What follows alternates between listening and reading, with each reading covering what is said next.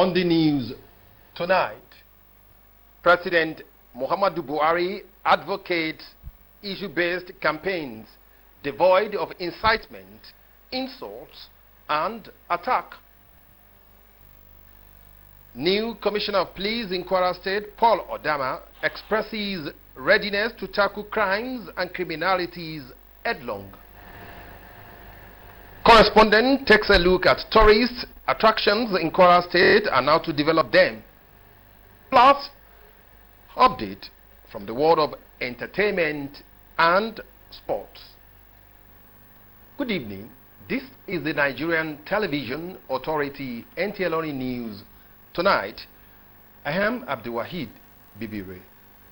President Muhammadu Buhari has welcomed the initiative undertaken by the National Peace Committee to commit all political actors to issue-based campaigns devoid of incitement, personal insults, and attacks. In a video message to sign off the 2023 election peace accord by the presidential candidates organized by the National Peace Committee on Thursday in Abuja, the president warned that the rise of fake news and misinformation have continued to pose a significant threat to democracy in Nigeria. The president said fake news and misinformation have shifted focus away from issue-based campaign to amplifying the potentials for personal attacks, insults, and incitements. Reiterating his commitment to peaceful, credible, and transparent elections, President Buhari said what the Peace Committee led by its chairman and a former head of state, General Abdulsalami Abubakar, has been doing over the years aligns with his belief that Nigeria needs peace in order to achieve credible elections. In the meantime, President of the Senate, Ahmad Lawan, said he will not appeal the judgment delivered on Wednesday by the Federal High Court, Damaturu, in Yobe, on Yobe North Senatorial District elections. In a statement he personally signed, Senator Lawan said he has the judgment of the court which disqualified his candidature and participations in the elections. He said after due consultations with his political associates, supporters, and well-wishers, he has decided not to appeal against the judgment. He assured Nigerians that he will continue to serve the nation in his personal and any other capacity at all times. Meanwhile, the new Commissioner of Police in Kwara State, Paul Odama, has reiterated his readiness to tackle crimes and criminalities in Kwara State with the view of maintaining the state of harmony Kwara is known for. Paul Odama stated this during familiarization briefing with the press in Ilorin, the Kwara State capital. Aisha Abubakar Yahya has the details. The new Commissioner of Police in Kwara State, Paul Odama, resumed in Kwara on the 9th of September 2022. Paul Odama, with the assumption of office as the new Commissioner of Police, was Commissioner of Police, Police Maritime Police Command, Lagos, while he was also one of the 60 privileged police officers deployed to United Nations mission in Kosovo, Liberia, and East Timor. His meeting with journalists is therefore to, among other things, ensure a cordial relationship with the media in order to enable him perform excellently in Kwara State. According to Paul Odama, the role of the media in curbing crimes and criminalities in any society cannot be overemphasized, especially as it involves exposing criminals and bringing them to book.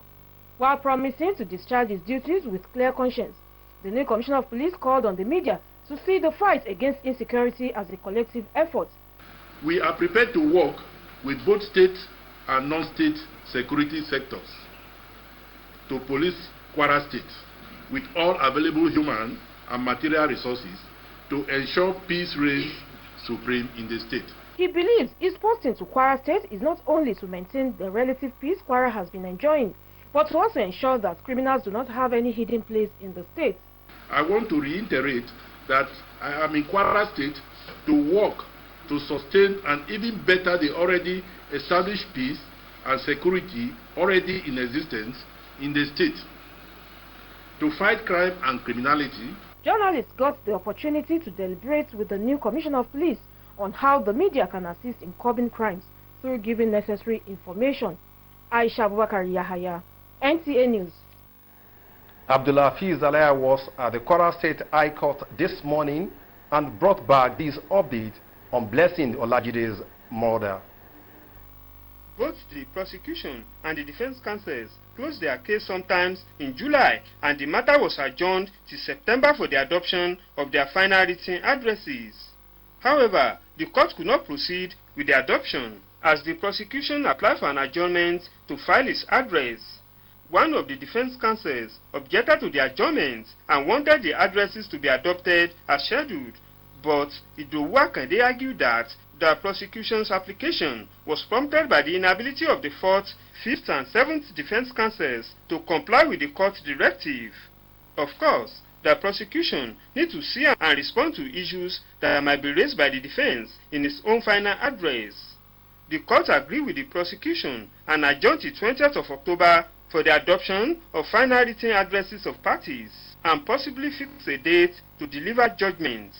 Counsels lagging were encouraged to do the needful before the next adjourned date, as the proceeding will go on as scheduled, with or without their written addresses. Abdulhafiz Alaya, NTA News. The post office edifice in Ilorin, which prides itself as one of the foremost medium of communication, has been taken over by various commercial activities. David Tuta examines the operation of the post office in the wake of this trend.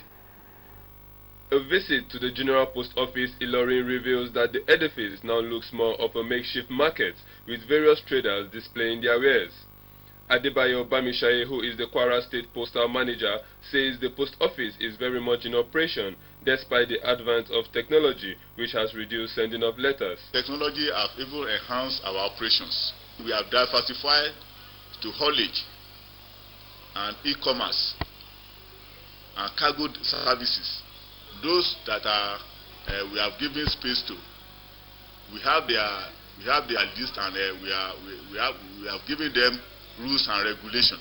As for traders who have pitched their temporary shops in front of the post office, their response was quite shocking. We did not pay for this. We are just managing. Nobody has a shop here, and we pitch the government to help us.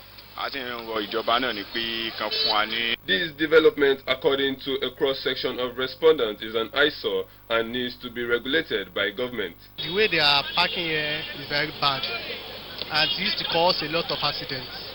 It's creating problem for general public. It's creating even for the motorists. It's rough. This is also a source of concern to the Kwara State Geographical Information Service. It's a danger to them. It is a danger to everyone. If you look at post office today, going through post office that should take you less than a minute, will take you 5 minutes. Not because of anything, because of the cars parking to do shopping, because of the pedestrians, because of shopping, and so on and so forth, activities going on there. So it will get to a stage, and just like Gama as well, is becoming a nuisance to everyone. It's only a matter of time before the authorities will say enough is enough. Pedestrians who use the road urge relevant authorities to look into the issues, as pedestrians are now pushed off the walkway, thereby exposing them to danger. David Tuta, NTA News.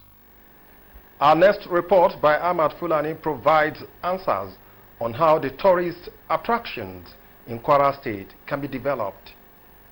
As government harps on the need to diversify the country's economy from oil to non-oil sectors, tourism remains a viable option with numerous potentials that could increase the internally generated revenue of the nation.